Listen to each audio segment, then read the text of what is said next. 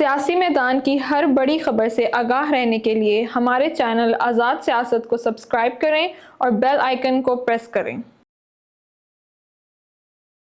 پچھلی جمعرات کو جب ہم یہاں سے اٹھنے والے تھے تو میں نے یہی کہا تھا کہ انگریزی کا وہ جو تھا محاورہ "There's many a slip between the lip and the cup"، تو اس وقت میں نے یہی کہا تھا کہ ہمیں نہیں معلوم کہ ہم آئینی عدالت کی طرف جائیں گے یا آئینی بینچ کی طرف، لیکن جو کٹا کٹی ہے وہ نکل جائے گا۔ تو اب جمعرات کے بعد یہ جو 2-3 دن گزرے ہیں وہ کٹا اور کٹی دونوں نکل گئے ہیں۔ 26ویں آئینی ترمیم اب کتابوں کا حصہ ہے، دستخط ہو گئے، نوٹیفیکیشن ہو گیا۔ جو سوال ہے وہ یہ ہے کہ اس پورے ایکشن پیکڈ تھرلر جو تھا، جس میں ایسا لگتا تھا کہ مولانا کی جو رہائش گاہ ہے وہ فیصل آباد کا گھنٹہ گھر بن گئی تھی، اس کے بعد کس نے کیا حاصل وصول کیا، عدالت کا کیا بن رہا ہے، پی ٹی آئی کی سیاست کا کیا ہونے جا رہا ہے، اور یہ جو ترامیم ہوئی ہیں یہ ترامیم کا آغاز ہے یا انجام ہے، یہ لوگ سننا چاہتے ہیں، سمجھنا چاہتے ہیں۔ تو پہلے تو اس پہ آ جائیں کہ جو 26ویں آئینی ترمیم، جس کے بارے میں کافی خدشات تھے کہ پتہ نہیں ہو بھی سکے گی کہ نہیں ہو سکے گی، کیونکہ اتنے مسودے آئے، اتنے میرے سر میں بال نہیں ہیں جتنے مسودے آئے۔ تو آپ کو کیا لگتا ہے کہ آپ کو کیا لگا کہ یہ ہو جائے گی یا نہیں ہوگی؟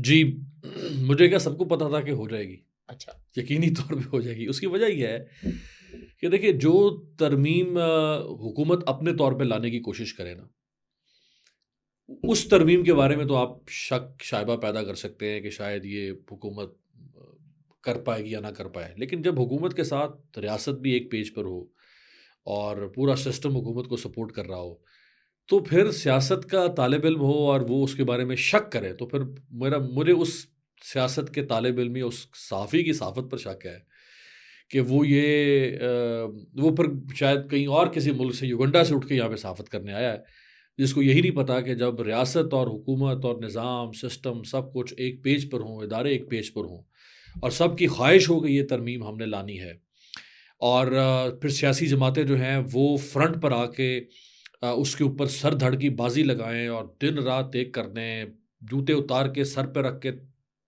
بھاگ رہے ہوں، نہ دن دیکھیں، نہ رات دیکھیں، نہ سردی دیکھیں، نہ گرمی دیکھیں، اور بس کسی نہ کسی طرح سے، جو ایسے وہ ہوتا ہے نا کہ جی وہ باس اگر کوئی کسی امپلائی کو کوئی ٹاسک دے کہ بھئی یہ تم نے 3 گھنٹے میں کر کے لانا ہے، تو وہ پھر امپلائی جو ہے نا وہ پھر کہتا ہے یار بس باس کا آرڈر ہے 3 گھنٹے میں رپورٹ پیش کرنی ہے باس کو۔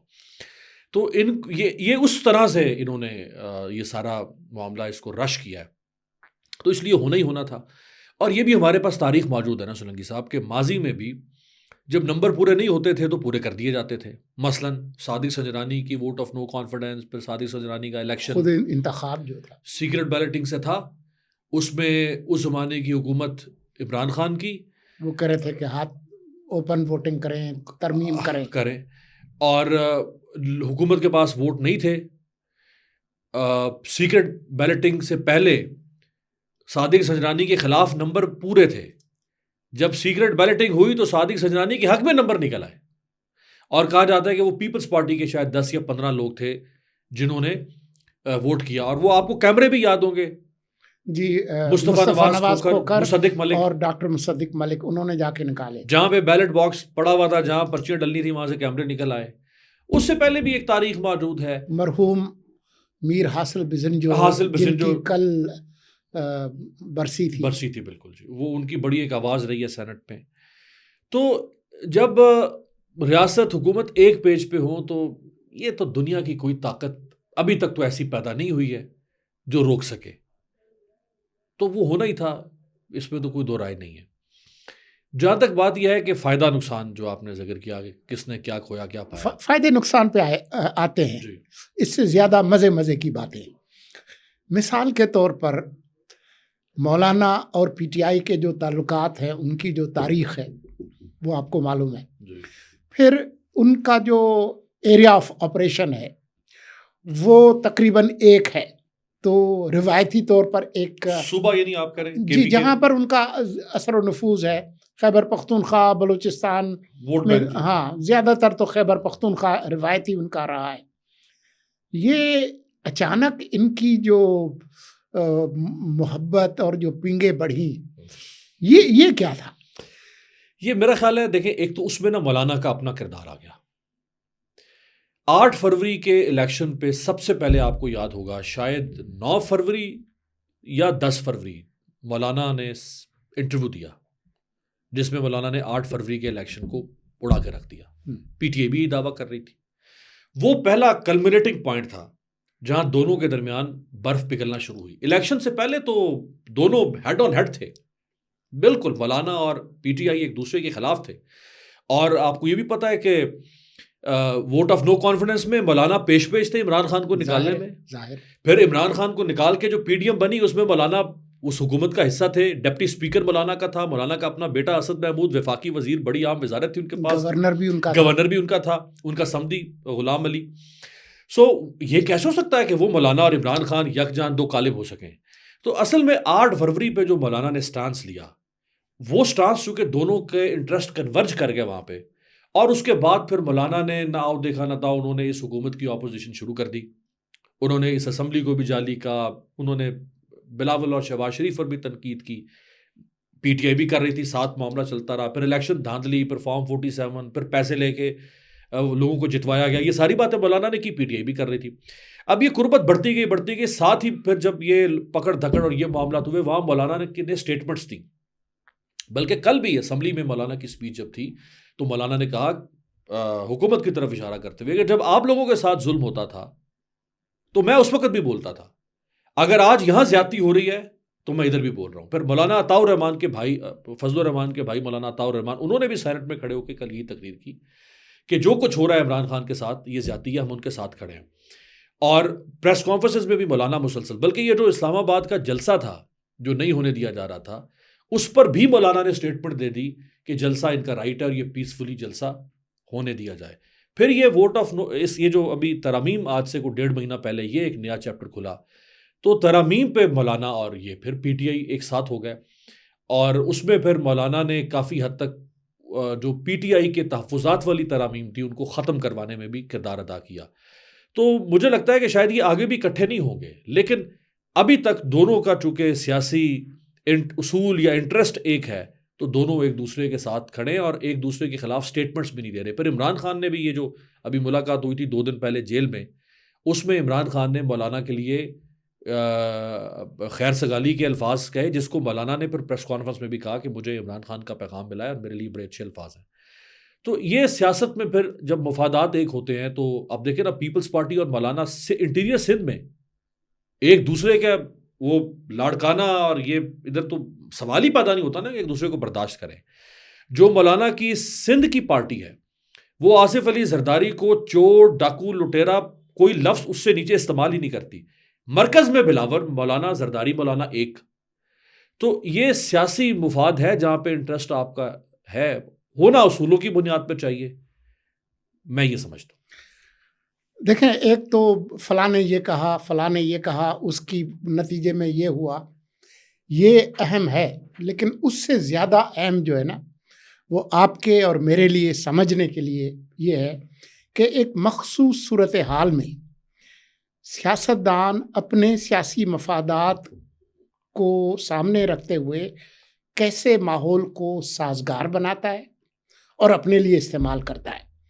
اب دونوں کی جو ایک طرح سے مفادات آپس میں جو جڑے کہ ان کو سمجھ آ گئی کہ حکومت اور حکومت کے جو سرپرست ہیں اور حامی ہیں وہ عدلیہ کا جو یہ رول ہے جو 2007 سے یا 8 سے آ رہا ہے، اس کو ختم کرنا چاہتے ہیں.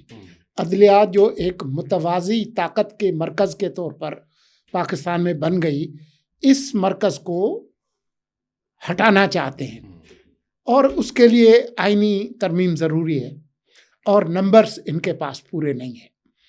اس کو انہوں نے اپنے اسٹریٹجی کے لیے بھرپور طریقے سے کامیابی کے ساتھ استعمال کیا۔ آپ یہ دیکھیں نا کہ اس سے پہلے جو بڑکیں لگ رہی تھیں حکومتی اتحاد کے لیڈرز کی طرف سے، آئینی ترمیم، آئینی عدالت سے کم تو کوئی نیچے آنے کے لیے تیار نہیں تھا۔ پھر جی فوجی عدالت بھی بن رہی تھی، پھر وزیر اعظم چیف جسٹس کو پہلے جو بنیں گے ان کو نامزد کرنے والے تھے، وہ ساری چیزیں جو ہے وہ اڑ گئی ہیں۔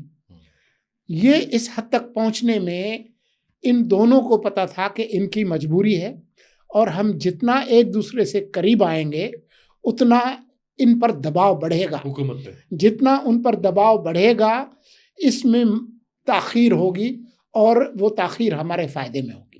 اور اس کو انہوں نے to give the devil its due, اس کو ماننا چاہیے کہ دونوں نے کامیابی کے ساتھ اس کو استعمال کیا، اور ایسے پریٹینڈ کیا کہ یہ تو ایسے پکے اتحادی ہیں کہ جیسے ایسے تھے ہی نہیں، جو ایک دوسرے کے لیے جو محبت کے جو چشمے پھوٹے، اس کے پیچھے جو ہارڈ جو سیاست ہے وہ یہی تھی۔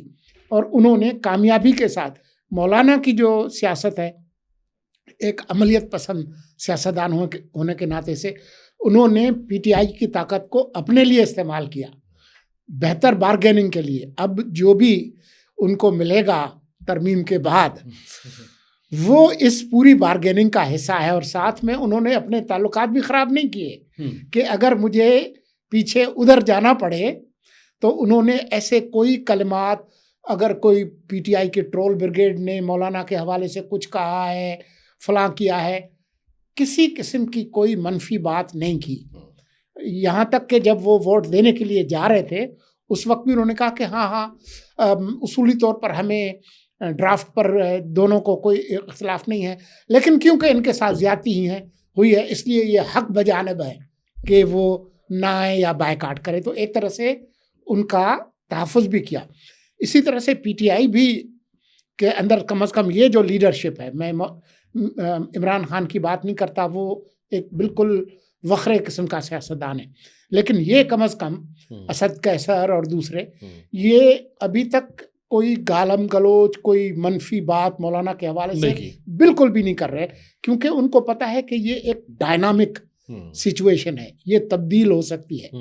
تو اس وجہ سے انہوں نے تو ایک دوسرے کے ساتھ یہ فوائد جو ہے، اس ایک مہینہ جو انہوں نے ان کے ناک سے جو لکیریں نکلوائی، سپٹمبر کا مہینہ اور یہ اکتوبر تک کا، یہ میرے خیال میں یہ زیادتی ہوگی کہ ہم ان کی جو پولیٹیکل جو سیگیسٹی ہے اس کو ہم تسلیم نہ کریں۔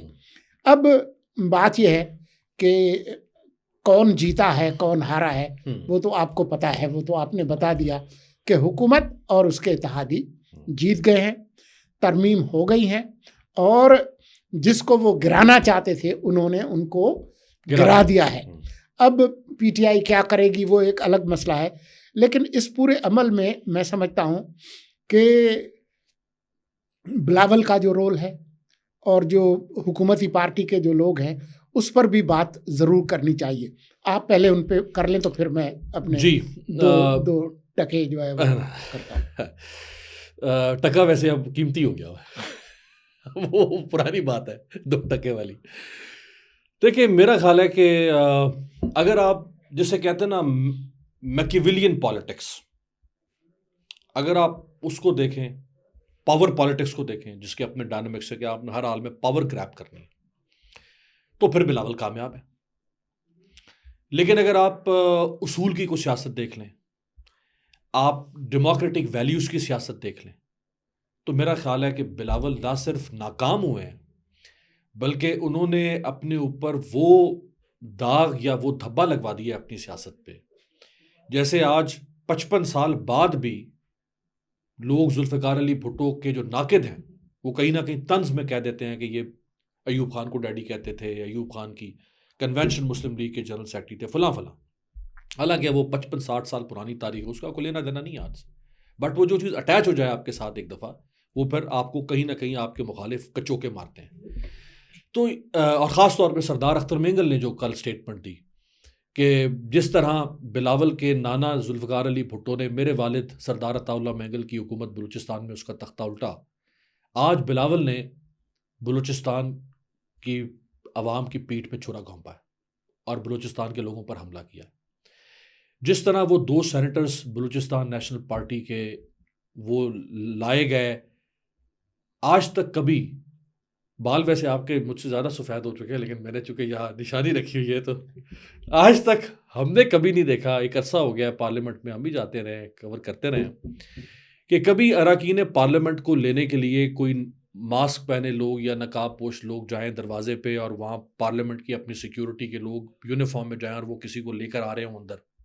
بڑے سے بڑا MNA ترم خان سینیٹر آتا ہے, گاڑی سے اترتا ہے, ساتھ اس کا کوئی پی ہوگا زیادہ سے زیادہ, اور وہ اپنی فائل پکڑ کے پارلیمنٹ میں داخل ہو جاتا ہے. ان کے سیکیورٹی کے مسائل. تو ان کو جس طرح سے لایا گیا عقبی دروازے سے, جہاں سے صرف 2 لوگ آتے ہیں, یا VIP سیکیورٹی کے پرائم منسٹر وہاں سے آ جائے گا, بلاول جیسی شخصیات وہاں سے آ جاتی ہیں, یا ہر دور میں جب کسی کو یوں لایا جاتا ہے تو وہاں اس عقبی دروازے سے نیچے بیسمنٹ کی طرف سے لایا جاتا ہے. اور پھر اس میں سے وہ جو نسیمہ احسان خاتون, پھر آپ وہ جو دوسرے قاسم رونجو صاحب جو ہیں, جب وہ گاڑی سے نکلے ہیں تو ان سے سوال کر رہے ہیں صحافی, بار بار پوچھ رہے ہیں کہ آپ کہاں تھے. تو بھائی آپ کہاں تھے؟ آپ کہہ رہے ہیں میں نیچے دیکھ کے, میں گھر سے آ رہا ہوں. بھائی سامنے آنکھ میں آنکھ ڈال کے دیکھو, میں اپنے گھر سے آ رہا ہوں. بھائی کس نے تمہیں کہا میں کہاں تھا؟ میں گھر سے آ رہا ہوں. نظر ہی نہیں اٹھا رہے. بیمار آدمی تھا, ڈائلسس تھی, ویل چیئر پہ لایا گیا اس کو, ٹھیک ہے. پھر وہ جب لفٹ میں گئے تو ان سے اس وقت بھی, وہ تو وہاں پہ بڑا صحافیوں کی اور سیکیورٹی کی آپس میں لڑائی پڑ گئی, تو لفٹ میں بھی وہ بیچارہ یوں قاسم رونجو صاحب یوں ہاتھ منہ پہ رکھ کے بیٹھے, ان سے سوال ہو رہا ہے. پھر وہ نسیمہ احسان جو دوسری سینیٹر ہیں, انہوں نے 4-5 دن پہلے ہی سینٹ کے فلور پہ کھڑے ہو کے تقریر کی, اور انہوں نے بھرائی ہوئی آواز میں اور آنکھوں میں آنسو لے کر وہ انہوں نے انٹرپٹ کی اپنی تقریر, اور فوراً بیٹھ گئی دھڑام سے نیچے. انہوں نے کہا یہ جو ہو رہا ہے غلط ہو رہا ہے, اگر آپ نے کچھ منوانا ہی تھا تو اس طرح نہ منواتے. پھر اس کی تائید کی ساتھ ہی JUI کے سینیٹر, مجھے ان پہ بھی تعجب ہے, سینیٹر کامران مرتضیٰ, وہ فوراً کھڑے ہوئے, انہوں نے کہا کہ یہ جو میری بہن نے جو کچھ بتایا ہے, اس سے پہلے بھی انہوں نے مجھے بتایا, اگر میں سنتا رہتا تو میں بھی رو پڑتا ان کی طرح. اور ان کے بیٹے کو اٹھایا گیا, اور اگر ایسی آپ ترامیم منظور کروائیں گے تو جائیں, ہم نہیں مانتے. پھر انہی دونوں کو لا کے ان سے ترامیم منظور کروائیں گی, اور مولانا نے ساتھ منظوری دے دی. بلکہ جو ترمیم شدہ آخری جو مسودہ ہے, اس کے جو مصنفین ہیں ان میں کامران مرتضیٰ صاحب شامل تھے. تو میرا خیال ہے کہ بلاول نے, دیکھیں اگر تو آپ نے, اگین وہی بات یہ نا کہ آپ نے 2 طرح کی سیاست ہے, ایک ہے آپ کی اصولی سیاست اور ایک ہے میکیویلین پالیٹکس. 1946 کے الیکشن میں پہلے بھی 1-2 دفعہ حوالہ دے چکا ہوں, قائد اعظم نے, بڑا کرٹیکل الیکشن تھا پاکستان کے قیام کے لیے 1946 کا الیکشن, اس نے فیصلہ کرنا تھا.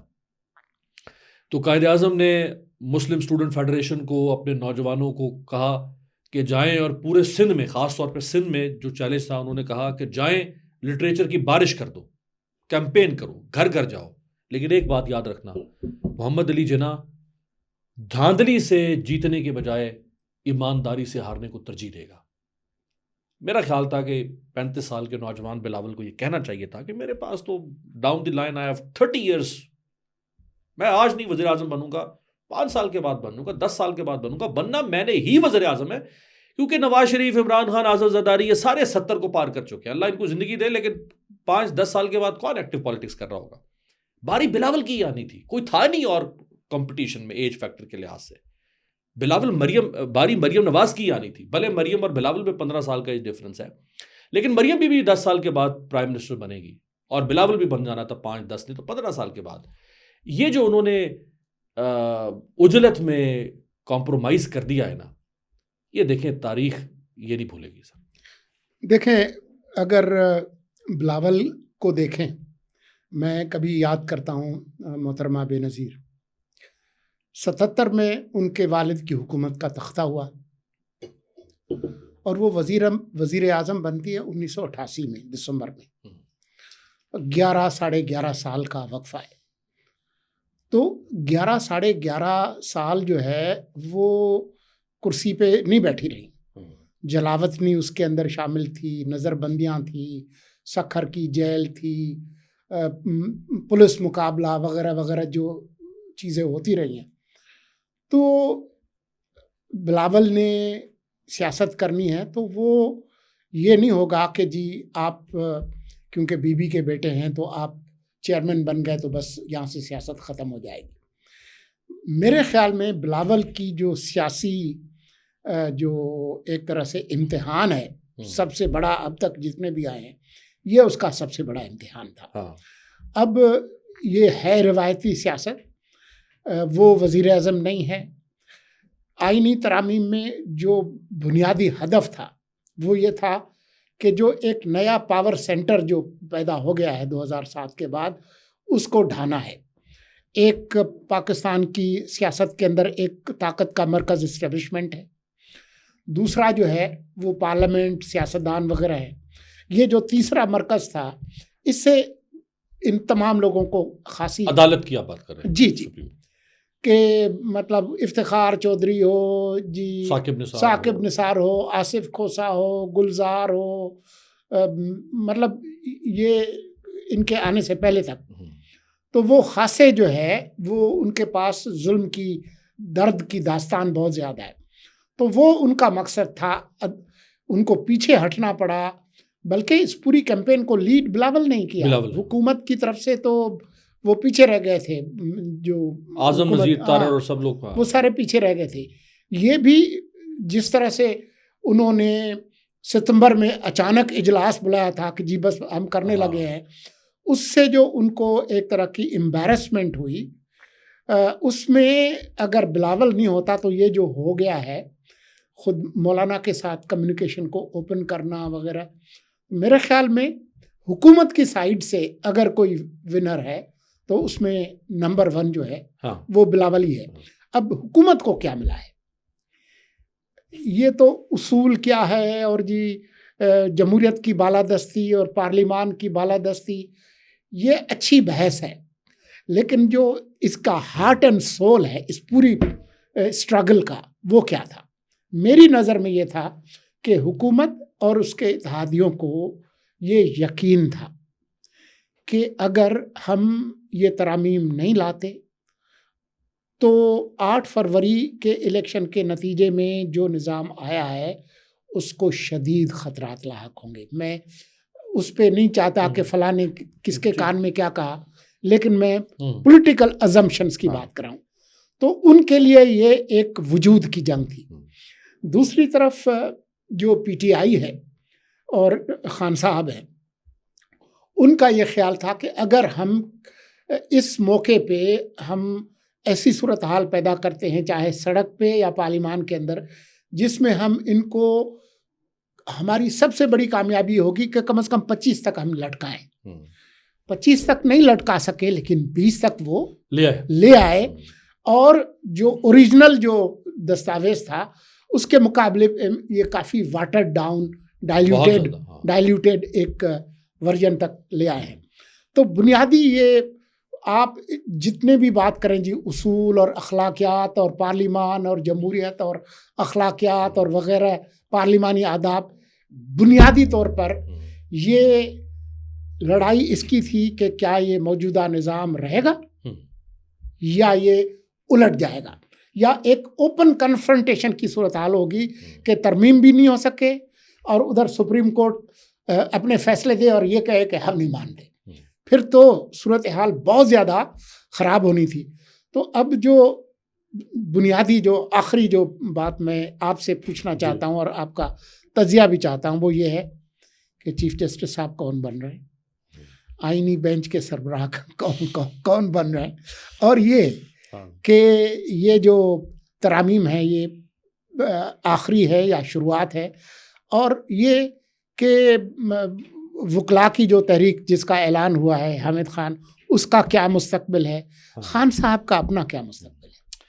بہت سارے سوال، بڑے سارے سوال آگے. اس سے پہلے ایک کامنٹ، وہ آپ نے بالکل، میں آپ سے 100% متفق ہوں کہ جو موجودہ پالیٹکس ہے اس پہ بلاول نے پوری طرح اپنے آپ کو ایگزرٹ کیا ہے، ری انفورس کیا ہے خود کو. اور وہ جو بلاول نے حیدرآباد میں کھڑے ہو کر کہا تھا نا کہ میں بروٹ میجورٹی، اگر تم نہیں مانو گے تو پھر میں بروٹ میجورٹی لاؤں گا، اس کا مطلب کیا تھا کہ اگر سیدھی انگلی سے نہیں نکلے گا گھی تو میں ٹیڑھی کر کے دکھاؤں گا. تو اگر وہ ٹیڑھی کرنی تھی تو وہ انہوں نے کر لیا ٹیڑھی انگلی. انہوں نے کی یا جس نے بھی کی انگلی ان کی تھی یا ٹیڑھی کہیں اور سے ہو گئی تھا، ہو گئی. تو دیکھیں جہاں تک نئے چیف جسٹس کا تعلق ہے، اب ہمیں 2 جج بیسیکلی چاہیے نا، ایک چیف جسٹس چاہیے اور ایک آئینی بینچ کا سربراہ چاہیے. ٹھیک آپ دیکھ لیں کہ 24 اور 30 گھنٹے کے بعد، 30 گھنٹے رہ گئے صرف، بلکہ 30 بھی نہیں رہ گئے، کم رہ گئے. چیف جسٹس موجودہ یہ 3 نام بھیجیں گے. ویسے اس کی ضرورت نہیں تھی، جب آپ نے یہ ڈال دیا کہ 3 سینئر ہوں گے تو آپ چیف جسٹس سے کیوں منگوا رہے ہیں؟ آپ خود بھی کر سکتے تھے، لکھا ہے کاغذ میں. مطلب یہ تو ایسی انہوں نے ڈال دی واردات بیچ میں. 3 میں سے کسی ایک کو پارلیمانی کمیٹی بنائے گی. آج کمیٹی کے لیے بھی اسپیکر نے ساری جماعتوں کو خط لکھ دیا ہے، وہ جو 12 اس میں اراکین آئیں گے. 2 نام ہیں جی، ایک ہے منصور علی شاہ اور دوسرے ہیں یحییٰ آفریدی. منیب اختر تو کہیں مجھے نظر نہیں آ رہے. منصور علی شاہ قوی امکان ہے کہ وہ چیف جسٹس آف پاکستان ہوں. اچھا. اور یحییٰ آفریدی جو ہیں ان کو بینچ کا سربراہ لگایا جائے. یوں مولانا کی بات بھی رہ جائے گی، یوں پی ٹی آئی کی بات بھی رہ جائے گی، اور منصور علی شاہ کو لگانے سے حکومت کو نقصان بھی نہیں ہوگا. اس کی وجہ یہ ہے کہ اس سپریم کورٹ کو تو حکومت نے ٹوتھ لیس کر دیا. اس آئینی ترمیم کے ذریعے سے اصل طاقت جو ڈائریکٹ سپریم کورٹ کی انٹرونشن ہوتی ہے مقدمات میں، وہ اٹھا کے انہوں نے چیف جسٹس سے لے کر آئینی بینچ کو دے دی ہے. تو وہ جس طرح میں بھی بروٹ میجورٹی کی طرح بروٹ بات کر دوں کہ جن دانتوں سے آپ چباتے ہیں، پنجا گاڑتے ہیں، وہ دانت انہوں نے توڑ دیے ہیں. ویسے بھی وہ دانت ہی چل رہے تھے نا، یہ وہ ناک کے دانت، کالے ناک کے دانت، تو دانت چل رہے تھے، تو اختیار چلا گیا آئینی بینچ کے پاس. سو یحییٰ آفریدی صاحب وہاں ہوں گے. ادھر منصور علی شاہ کو لگانے کا یہ قطعاً رسک نہیں لے سکتے، سوال ہی پیدا نہیں ہوتا. اگر ان منصور علی شاہ کا وہاں جانے کا رسک پیدا ہو گیا، یہ ان کو 36,000 اور ترامیم بھی لانی پڑی، یہ لے آئیں گے، منصور علی شاہ کو واری جانے دیں گے. اچھا، اب چیف جسٹس جو ہے وہ منیب اختر کو یہ بنائیں گے نہیں، کیونکہ بہرحال سینیورٹی میں چلیں وہ ہیں، تو آپ نے عدالت کو بھی مطمئن کر دیا، سب کو، وکلا کو بھی اس پہ اعتراض نہیں ہوگا. سو اسٹریٹجی ہی ہوگی. اب آ جائیں آخری سوال جو آپ کا تھا کہ وکلا کی تحریک کا. وکلا تو آپ جانتے ہیں کہ وہ مسلسل کہہ رہے ہیں کہ جی ہمارا چیف جسٹس منصور علی شاہ ہوگا، اور آج بھی انہوں نے یہی بات کی ہے. 25 اکتوبر کو آپ فرما رہے تھے کہ یوم نجات بھی منا رہے ہیں، قاضی حامد خان نے یہ کہا ہے. ہاں، قاضی صاحب کے اوپر یوم نجات منا رہے ہیں. تو حکومت لگا دے گی منصور علی شاہ کو چیف جسٹس، اور وکلا بھی چپ کر جائیں گے. خان صاحب پی ٹی آئی دیکھیں، اب پی ٹی آئی کا مستقبل ہے. یہ بات یہ ہے کہ جب سب کو پتا ہے بل واسطہ یا بلا واسطہ طور پہ کہ حکومت آئینی بینچ اس لیے بنا رہی تھی کہ جو سپریم کورٹ میں یا ہائی کورٹس میں ڈائریکٹ درخواستیں جاتی ہیں ہیومن رائٹس کی اور باقی، وہ درخواستیں وہاں سے اٹھا کے آئینی بینچ ہو، جو جس کے ججز بھی پارلیمانی کمیشن یا کمیٹی بنائے گی. تو اگر یحییٰ آفریدی اس کمیٹی میں جاتے ہیں اور وہ اس کے، چونکہ وہ موسٹ سینئر ہوں گے تو وہی اس کے سینئر موسٹ جج ہوں گے، اس بینچ کو ہیڈ کریں گے. تو اب یحییٰ آفریدی صاحب کو پتہ ہونا چاہیے کہ یہ بینچ کس مقصد کے لیے بنایا جا رہا ہے، اور اس بینچ میں مجھے کس مقصد کے لیے بھیجا جا رہا ہے، اور اس بینچ کی سربراہی مجھے کیوں دی جا رہی ہے. تو کیا یحییٰ آفریدی یہ کیوں کے تابع ہو کر چلیں گے، یا وہ اپنے حلف کی پاسداری کریں گے، اور وہ جہاں انصاف عمران خان کے خلاف جاتا ہو انصاف کریں، جہاں انصاف اس حکومت کے خلاف جاتا ہو وہ انصاف کریں. اگر وہ یہ کر دیں گے تو میرا نہیں خیال کہ پی ٹی آئی کا کوئی جواز باقی رہے گا. سیاست پی ٹی آئی کرتی رہے لاکھ کرے، لیکن اس کا جواز ختم ہو جائے گا. اب انحصار ہے یحییٰ آفریدی کے اوپر کہ وہ پاکستان کی سپریم کورٹ اور نظام انصاف کی جو نیا ڈبو دی گئی ہے پچھلے 2.5 سال کے اندر، رہی صحیح بھی ڈوبتی تو مسلسل ہی آ رہی تھی، وہ جو رہی صحیح بھی ڈوب گئی ہے، یہ اس کی ساکھ کو بچاتے ہیں یا قاضی فائز عیسیٰ کی طرح بیہیو کرتے ہیں جیسے قاضی صاحب نے کیا یحییٰ آفریدی قاضی ان میکنگ تو نہیں ہوں گے نا؟ بس مجھے اس بات کا خدشہ ہے۔ اچھا جی، میں مختصر بات کروں گا۔ مجھے ایسا لگتا ہے کہ حکمران اتحاد اور اس کے جتنے بھی دماغ ہیں ان کے اندر یہ بہت واضح ہے کہ منصور علی شاہ نے ماضی قریب میں اور حالیہ دنوں میں وضاحت کر کے اس کو خطرناک بنا دیا ہے کہ وہ کوئی ایسا رسک لیں کہ ان کو چیف جسٹس یا آئینی بینچ کا سربراہ بنائے۔ تو میرے خیال میں تو انہوں نے ان کے نام پہ کانٹا لگا دیا ہے۔ میرے خیال میں جو تیسرے نمبر پہ جو سینئر جج ہیں یحییٰ آفریدی، میرے خیال میں وہ چیف جسٹس آف پاکستان بننے جا رہے ہیں، اور جو امین الدین خان ہیں وہ آئینی بینچ کے سربراہ بننے جا رہے ہیں۔ جہاں تک ہے وکلا کی تحریک کا تعلق، وہ کہتے تو ہیں، آج بھی کہا کہ 2007 کی والی تحریک چلائیں گے۔ نہ وہ 9 سال سے بیٹھا ہوا تھکا ہوا پرویز مشرف ہے، نہ تمام سیاسی جماعتیں اس کے خلاف ہیں جو کہ اس کو استعمال کریں، نہ جنرل کیانی موجود ہے جو کہ اعتزاز اور عدلیہ اور افتخار چودھری کے ساتھ رابطے میں ہو۔ وہ زمینی حالات نہیں ہیں۔ معاشی طور پر کوئی ایسے خوفناک صورتحال نہیں ہے جس کے نتیجے میں عوامی لاوا ابل جائے۔ اس لیے میرے خیال میں پی ٹی آئی کو جو تبدیل شدہ جو زمینی حالات ہیں اس کے تحت گزارا کرنا پڑے گا۔ مجھے نہیں پتا کہ خان صاحب کیا کریں گے، لیکن مجھے یہ لگتا ہے کہ یہ ہونے جا رہا ہے۔ میں صرف ایک جملہ کہنا چاہوں گا اگر مجھے اجازت دیں، کہ بڑی تصویر کو دیکھیں، اس کو نہ دیکھیں کہ یہ ترامیم آج کس کو فائدہ دے رہی ہیں۔ یہ جو ایک نیا مرکز اقتدار کا بنا تھا عدلیہ، اس کے ہٹ جانے سے اب 2 ہی مراکز ہیں، پارلیمنٹ، سیاستدان اور اسٹیبلشمنٹ۔ اور اگر پارلیمان کے پاس یہ اختیار ہے کہ ہم طے کریں گے کہ ججز کون ہوں گے، یہ آج تو یہ ان کے پاس ہے اختیار، جو موجودہ حکمران اتحاد ہے۔ یہ اتحاد ہمیشہ حکمران نہیں رہے گا، کل کوئی اور ہوں گے، یہ اختیار وہ استعمال کریں گے، پھر اس کے لیے آپ سے ایک ضمنی سوال، وقت بھی ختم ہو رہا ہے۔ اختیار سیاستدانوں کے پاس آ تو گیا، لیکن اگر یہ اختیار ہر دور کے سیاستدان کی بجائے ہر دور کی اسٹیبلشمنٹ نے استعمال کرنا شروع کر دیا، اور 12 رکنی پارلیمانی کمیٹی میں ہوں گے تو 12 سیاستدان، لیکن پیچھے ہر دور کا ایک اسٹیبلشمنٹ کا شخص بیٹھا ہوگا جو ان سے کہے گا کہ اس کے اوپر یہ ہمارا چیف جسٹس ہوگا، تو پھر اگر ایسا ہوگا تو یہ جو مرکز ہے اقتدار کا، یہ بھی زیرو ہو جائے گا۔